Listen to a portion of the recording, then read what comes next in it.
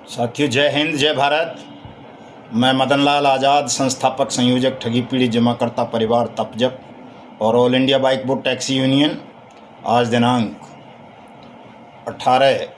अगस्त 2024 को आपके समक्ष प्रस्तुत हूँ राजधानी दिल्ली से कुछ बड़ी खबरें बताने के लिए। ध्यान से सुनना, और एक दो बड़ी मज़ेदार खबर भी है, सुन के आपको भी हंसी आएगी, मुझे भी पढ़ के हंसी आ रही है कि ऐसा भी हो सकता है। तो पूरा वीडियो तमाम साथी ध्यान से सुन लेंगे,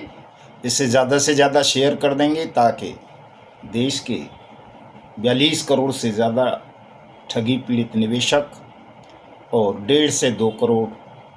उन अभिकर्ता साथियों के चेहरों पर मुस्कान आ सके, उनका आत्मविश्वास मजबूत हो सके,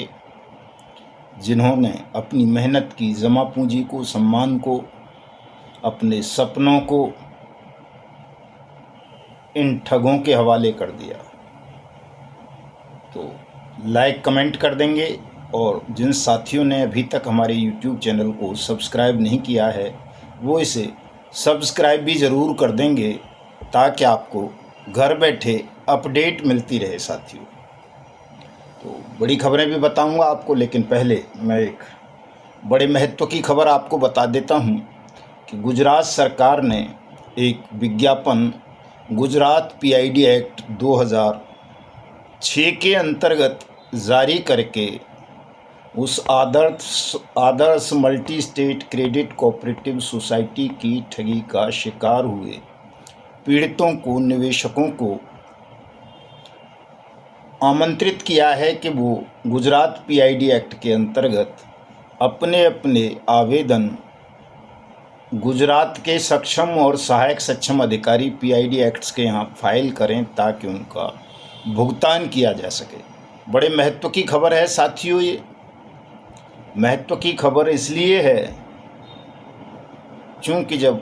बर्ड्स एक्ट 2019 बन गया तो उसके बाद किसी PID एक्ट का कोई विशेष महत्व नहीं रह जाता किसी भी राज्य के का, चाहे वो गुजरात हो, UP हो, हरियाणा हो, महाराष्ट्र हो, कर्नाटक हो, बिहार हो, या मध्य प्रदेश या छत्तीसगढ़ या उत्तराखंड या हरियाणा, पंजाब, JNK, हिमाचल, राजस्थान या कोई और राज्य। सभी के PID एक्ट्स को बर्ड्स एक्ट 2019 में समाहित कर दिया गया है, और जो भी विज्ञापन सरकारों को निवेशकों का भुगतान वापसी के लिए देना चाहिए वो बर्ड्स एक्ट 2019 के अंतर्गत देना चाहिए। लेकिन यदि PID एक्ट के अंतर्गत सरकार अब इस तरह के विज्ञापन जारी कर रही हैं तो वो अपनी खाल को बचाने का प्रयास कर रही हैं, क्योंकि Adarsh multi state credit cooperative society का जो मामला है, ये जो ठगी प्रकरण है जिसमें 21 लाख से ज़्यादा तो ऐसे लोगों का पैसा डूबा है जो रिटायर्ड सरकारी ऑफिसर या कर्मचारी हैं, जिनका फंड का पैसा, पेंशन का पैसा सब इस स्कैम में डूब गया है, और वो सब भली भांति आर्थिक गतिविधियों से परिचित थे, फिर भी वो इस multi state credit cooperative society की स्कीम के झांसे में फंस गए। चूँकि इस आदर्श नाम की सोसाइटी का उद्घाटन या कहें ओपनिंग स्वयं हमारे प्रधानमंत्री नरेंद्र मोदी ने की थी, देश के परिवहन मंत्री नितिन गडकरी की उपस्थिति में। चूँकि जो इसके मालिकान थे, राहुल मोदी, मुकेश मोदी वगैरह, वो सब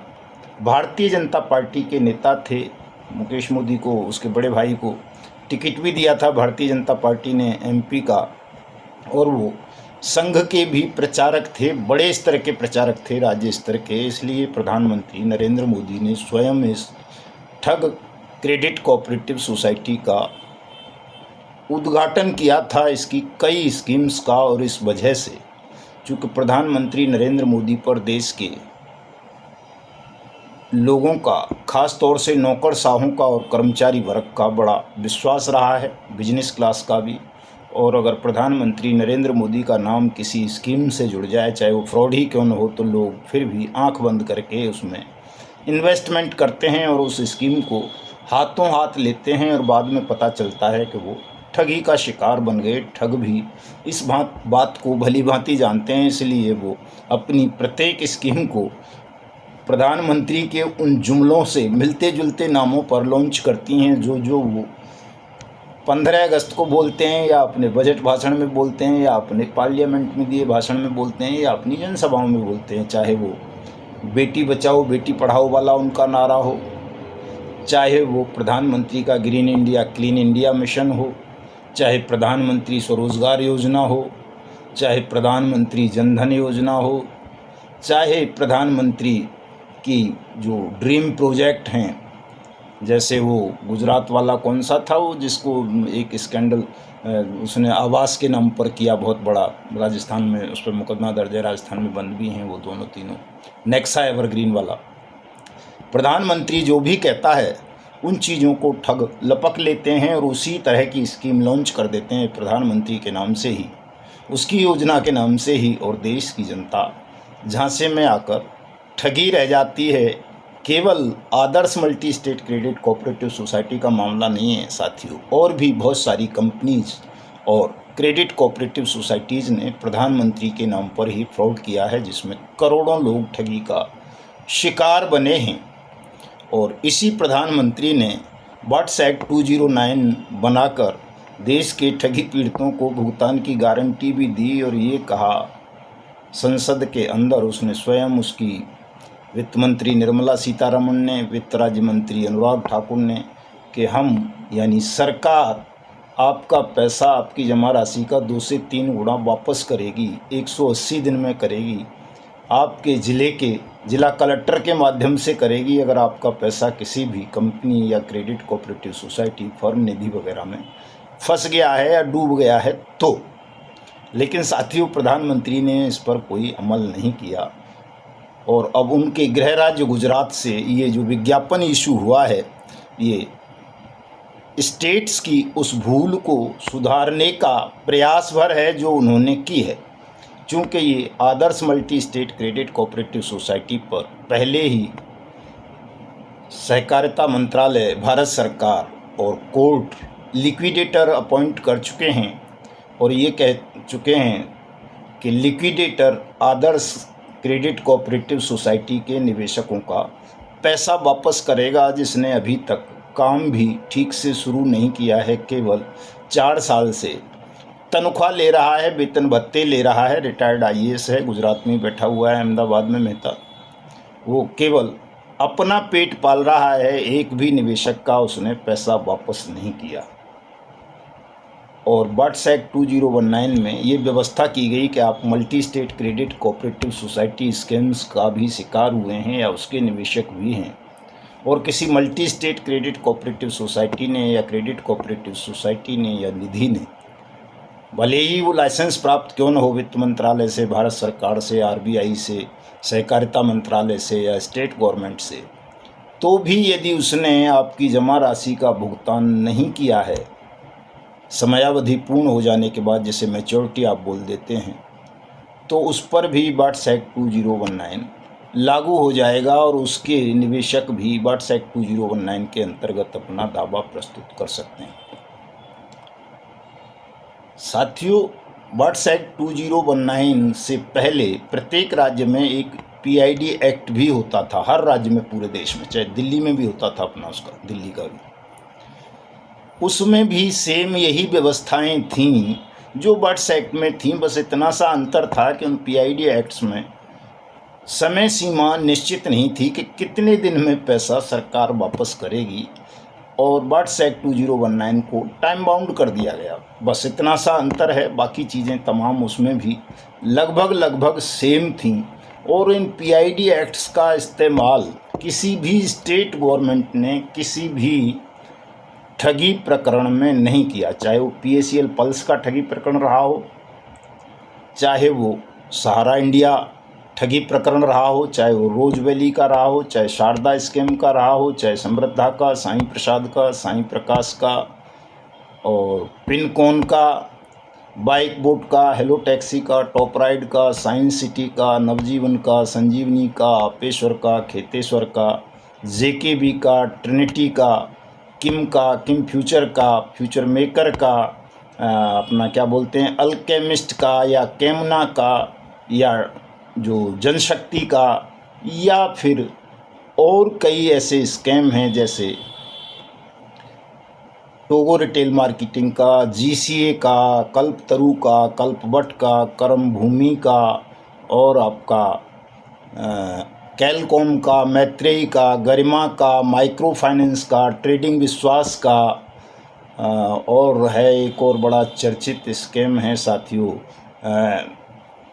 जिसमें सुप्रीम कोर्ट का फैसला आया, कुबेर फाइनेंस और जेवीजी जैसे स्कैम, और भी कई हैं, हीरा गोल्ड वगैरह भी हैं, बहुत सारे हैं, मतलब लगभग हज़ारों स्कैम्स हैं। 3 लाख तो प्रधानमंत्री ने बट्स एक्ट बना करके ही, बट्स एक्ट तब तक बना भी नहीं था, अध्यादेश लाके 3 लाख कंपनीज और क्रेडिट कोऑपरेटिव सोसाइटी को बैन कर दिया था, प्रधानमंत्री ने दावा ठोका था। वो वीडियो उनकी बड़ी वायरल होती है कि मैंने 3 लाख कंपनीज को बंद कर दिया और किसी ने चूं तक नहीं की, नोटबंदी कर दी, किसी ने चूं तक नहीं की, और बहुत सारे दावे वो करते हैं। तो साथियों, इन स्कैम्स पर पीआईडी एक्ट का प्रयोग स्टेट्स ने नहीं किया, इसलिए अब स्टेट्स अपनी खाल बचाने के लिए इन एक्ट्स के अंतर्गत अपने विज्ञापन जारी करेंगे ताकि उन्हें बट्स एक्ट अप्लाई ना करना पड़े और बट्स एक्ट के अंतर्गत उनको कहीं दंडित ना कर दिया जाए, या बट्स एक्ट को क्रियान्वित करने की मांग को लेकर ठगी पीड़ित जमाकर्ता परिवार सच में राज्यों और केंद्र की सत्ता को उखाड़ कर ना फेंक दे। चूँकि यदि इन तमाम राज्यों ने अगर सुप्रीम कोर्ट में जब ये मामले चले, चाहे वो सहारा वाला रहा हो, चाहे पीएसीएल वाला या दूसरे, या किसी हाई कोर्ट में, अगर इन्होंने पीआईडी एक्ट्स का स्टेट ने अपने वकीलों के माध्यम से पक्ष रख दिया होता, तो ये कोई भी प्रकरण ना सेबी के हवाले होता, ना इन पर लिक्विडेटर अपॉइंट होते, ना इनके लिए कोई सीआरसी पोर्टल बनता, ना ये मामले एनसीएलटी में जाते, ना कंज्यूमर कोर्ट में जाते। सीधे सीधे राज्य अपने राज्य के ठगी पीड़ितों का भुगतान अपने अपने पीआईडी एक्ट्स के अंतर्गत कर सकते थे, अपने तहसीलदार, एसडीएम, डीएम, एडीएम, कमिश्नर इत्यादि के माध्यम से। लेकिन राज्यों ने ऐसा नहीं किया, राज्यों ने अपना पक्ष प्रस्तुत नहीं किया सुप्रीम कोर्ट या हाई कोर्ट्स में। इस वजह से गलतफहमी समझें या ठगों से मिलीभगत करके जज साहिबान ने भी आंख बंद करके बिना स्टेट एक्ट्स को पढ़े फैसले दे दिए कि सेबी भुगतान करेगा, लिक्विडेटर करेगा, ये करेगा, वो करेगा। 50 जगह निवेशकों को उलझा दिया गया और परिणाम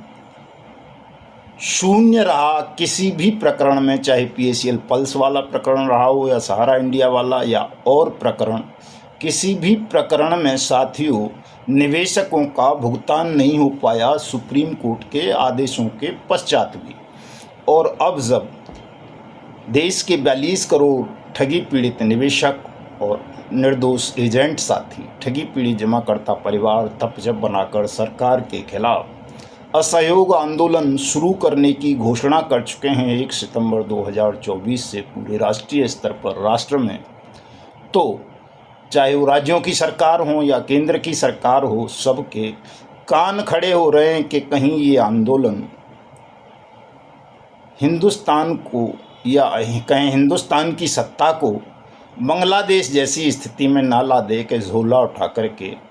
भागना पड़ जाए प्रधानमंत्री शेख हसीना की तरह, जैसे बांग्लादेश की प्रधानमंत्री को भागना पड़ गया जनता के विरोध के कारण अपनी सत्ता छोड़कर। ये स्थितियां हिंदुस्तान में भी हो सकती हैं, चूँकि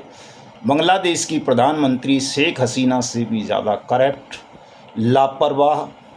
झूठा, ढोंगी हमारे यहाँ का शासन तंत्र है। वो केवल जनता को भ्रमित करता है, कोरे आश्वासन देता है, लेकिन जो लॉ इन्फोर्समेंट एजेंसीज़ हैं उनको फ्री हैंड नहीं देता कि वो लॉ का इम्प्लीमेंटेशन करके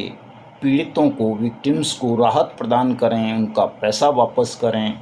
उनका पुनर्वास करें, उनको रोज़गार दें, उनको सिक्योरिटी मुहैया कराएं। तो साथियों, ऐसी स्थितियां आ सकती हैं चूँकि राज्यों ने और केंद्र ने बहुत बड़ी भूल हिंदुस्तान के 42 करोड़ से ज़्यादा ठगी पीड़ित के भुगतान में किए हैं, भूल भी ना कहें बल्कि ये कहें कि ठगों के साथ संलिप्तता करके, मिलीभगत करके, चूँकि ठगी पीड़ितों को इन एक्ट्स का ज्ञान नहीं था, जानकारी नहीं थी, कभी प्रचारित प्रसारित नहीं किए सरकारों ने, तो उनकी अनभिज्ञता का लाभ उठाकर सरकार ने ठगों के साथ मिलीभगत करके इस रायते को इतना फैला दिया है कि 5 लाख से ज़्यादा ठगी पीड़ित आत्महत्या कर चुके हैं। 2 दशक से ज़्यादा सुप्रीम कोर्ट के फैसले,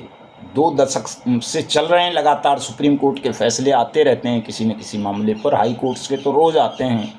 उनके पश्चात पीड़ितों का भुगतान नहीं होता। और अब सरकार को लग रहा है कि हम फंस गए चारों तरफ से, इसलिए वो आपके आंदोलन को कमज़ोर करने के लिए, आपको भ्रमित करने के लिए तरह तरह के प्रयास कर रही है साथियों। तो इन प्रयासों में, इन चक्रव्यूह में, सरकार के में नहीं फंसना है। अब हमारी लड़ाई, अंतिम लड़ाई है कि या तो भुगतान करो या सत्ता छोड़ दो,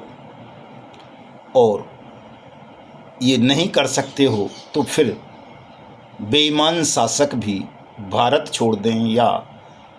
मृत्युदंड पाने के लिए तैयार रहें, चूँकि नई भारतीय न्याय संहिता 2023 में ठग और बेईमानों को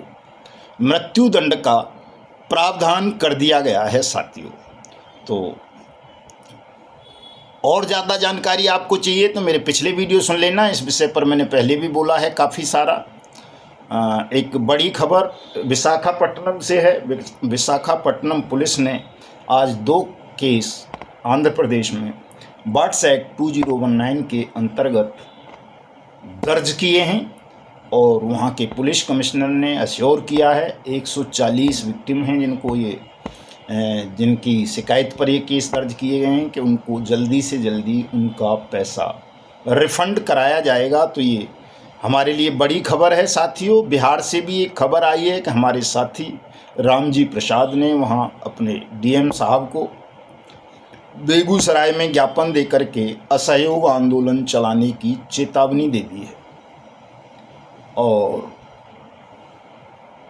कई जगहों से हैं खबर, हमारे साथी हैं जय भगवान जी, आदर्श के ही विक्टिम हैं, जींद हरियाणा से। उन्होंने आत्म बलिदान करने की घोषणा की है कि 1 सितंबर से वो भी आत्म बलिदानी जत्थे में सम्मिलित होंगे, जींद में आमरण अनशन करेंगे और या तो अपने प्राणों का बलिदान करेंगे या आपका भुगतान सुनिश्चित कराएंगे। तो जय भगवान भाई को भगवान स्वरूप मानकर हम कोटि कोटि नमन करते हैं, वंदन करते हैं, अभिनंदन करते हैं, और तमाम साथियों से अनुरोध करते हैं कि जिन्होंने आत्म बलिदान करने की घोषणा 31 जुलाई 2024 को जंतर मंतर पर की थी, या अब किसी ने कर ली है, तो वो मुझे मेरे कॉन्टैक्ट नंबर 7827581213 पर ज़रूर करें। मुझे व्हाट्सएप पर भी मैसेज डाल सकते हैं आप। और साथियों, तो ये साथी 4 हो गए, 5 हो गए, छठवां तो मैं हूँ ही कि मैं भी प्राण हथेली पर लेकर के निकल रहा हूँ। पहले भी निकला था मैं तो प्राण हथेली पर ही लेकर, किसी ने नहीं लिए प्राण वो अलग बात है, लेकिन 1 सितंबर से भी मैं भी अपने प्राण हथेली पर लेकर के निकलूँगा कि या तो मृत्यु वरण करेगी या फिर जीत, 2 के अलावा तीसरा कोई विकल्प मेरे समक्ष भी नहीं होगा साथियों। तो निश्चिंत रहना, घबराना नहीं, क्योंकि जो सत्य के लिए लड़ते हैं, न्याय के लिए लड़ते हैं, उनकी कोई हत्या नहीं कर पाता, उन्हें कोई रोक नहीं पाता। और यदि ऐसा होने लगा कहीं कि जो सत्य और न्याय के लिए पूर्ण समर्पण भावना के साथ मदन लाल आज़ाद बन कर के निकला, अगर उसकी कहीं हत्या हो जाती है या उसे कोई रोक लेता है उसके मिशन को, तो फिर दुनिया का भरोसा सत्य से, न्याय से और उन नारायण से उठ जाएगा जो सबके साथ न्याय करते हैं, सत्य की जीत करते हैं। तो इसलिए घबराना नहीं, निश्चित रूप से जीत होगी, आप सबका भुगतान होगा, ठगों को और बेईमानों को मृत्यु दंड मिलेगा। और जो निर्दोष एजेंट्स के जीवन से बहुत बड़ा खिलवाड़ इस बेईमान सिस्टम ने किया है, उन तमाम निर्दोष एजेंट साथियों को सुरक्षा, सम्मान, पुनर्वास और रोज़गार की गारंटी का अधिकार मिलेगा साथियों। एक बड़ा महाचक्रवात आने जा रहा है और वो आपके पक्ष में रहेगा। इस ठग और बेईमान सिस्टम को धूल दूषित करेगा। भरोसा करना परमात्मा पे साथियों। 25 अगस्त को हमारे मिशन भुगतान भारत यात्रा कार्यक्रम को पूरे 2 वर्ष हो जाएंगे, इसलिए इस अवसर पर पूरे देश भर में हमारे संगठन के साथी अपने अपने ज़िलों में, तहसीलों में, घरों में, जहाँ भी जिसको जैसी भी व्यवस्था बन जाए, इसको हर्षोल्लास के साथ मनाएंगे, बैठक करेंगे, चाय, बिस्किट, मिठाई जो जिसकी क्षमता हो वो बांटेंगे साथियों को, और प्रभात फेरियों का आयोजन भी करेंगे। और 1 सितंबर 2024 से अनिश्चितकालीन असहयोग आंदोलन की घोषणा करते हुए प्रभात फेरी निकालेंगे, ताकि सिस्टम को, समाज को, राष्ट्र को आपके असहयोग आंदोलन की सूचना मिल सके साथियों। ढोल ताशे जो भी जिसके पास जो भी हो, थाली, चम्मच, बेलन, वो बजाते हुए, ढोलक वगैरह निकलिए, प्रभात फेरियां निकालिए अपने अपने क्षेत्रों में, ताकि एक जन जागरण हो सके, पूरे देश में सबको पता चल सके। और 1 सितंबर 2024 को जब आप लोग सिर पर कफन बांधकर न्याय के लिए मैदान में उतरें, तो देश की तमाम राष्ट्रप्रेमी, राष्ट्रभक्त, देश प्रेमी शक्तियाँ आपके साथ कंधे से कंधा मिलाकर खड़ी हों, और हमारे साथियों का ये आत्म बलिदान अमर हो जाए, ऐसा प्रयास ईमानदारी से हम सबको करना है साथियों। हमारे राष्ट्रीय महामंत्री, संगठन महामंत्री आदरणीय अशोक मुदगल साहब का भी ये सुझाव है कि प्रभात फेरियां तो प्रतिदिन निकाली जाएं 1 सितंबर के बाद, जब हम अनशन स्थल की, सत्याग्रह स्थल की, सत्याग्रह शिविर की तरफ कूच करें रोज़ाना, तो एक बाकायदा मार्च करते हुए, फेरियां निकालते हुए, घूमते हुए पहुँचें बैनर लटका के, ताकि तमाम लोगों को पता चल सके कि आपका असहयोग आंदोलन चल रहा है, इस विषय को लेकर के चल रहा है। छत्तीसगढ़ में भी ज़बरदस्त तैयारियां साथियों ने शुरू कर दी हैं, और राज्यों में भी सब में चल रही हैं साथियों। और एक जो मैं वो आपको बड़ी खबर बताने वाला था, हंसने वाली, वो खबर है बिहार के मुजफ्फरपुर से, कि कुछ ठग जो लोगों को ठगते थे, उनसे भी बड़े ठगों ने उनको ठग लिया, और उन ठगों ने उनको कहा कि हम पुलिस वाले हैं, इतने पैसे दो, तुमने ठगी की है, नहीं तो तुमको बंद कर देंगे। बाकायदा उनके सीजर मीमो भी बनाए, और ठगों से पैसे लेकर दूसरे ठग चंपत हो गए। और जब उन ठगों को पता चला कि हम भी ठगी का शिकार बने गए, तो वो पुलिस में गए, और पुलिस ने फिर इस पर दोनों ठग पार्टी के खिलाफ एक्शन लिया। तो साथियों, जब ठगों में आपस में ठगी मारी का खेल होने लगा है, तो ये शुभ संकेत है प्रकृति का, आपकी विजय का। चूँकि ठग इतने ताकतवर हैं, ऊपर से बेईमान सिस्टम का उनको संरक्षण मिला हुआ है, तो सीधी लड़ाई लड़ कर के शायद हम न जीत पाते भी। तो इसलिए अब इनको आपस में भी लड़ाने का काम परमात्मा ने शुरू कर दिया है, ताकि आपको बल मिल सके, ताकत मिल सके, आपकी जीत हो सके, आपका भुगतान हो सके। तो निसंकोच, निर्भय होकर तमाम साथी इस अनिश्चितकालीन असहयोग आंदोलन में शिरकत करें, सहभागी बनें, अपने राष्ट्र धर्म का निर्वहन करें, और हिंदुस्तान को ठगमुक्त, बेईमान रहित राष्ट्र राज्य के रूप में निर्मित करने में हमारे संगठन ठगी पीढ़ी जमाकर्ता परिवार तप जप को अपना सहयोग प्रदान करें। जय हिंद, जय भारत साथियों।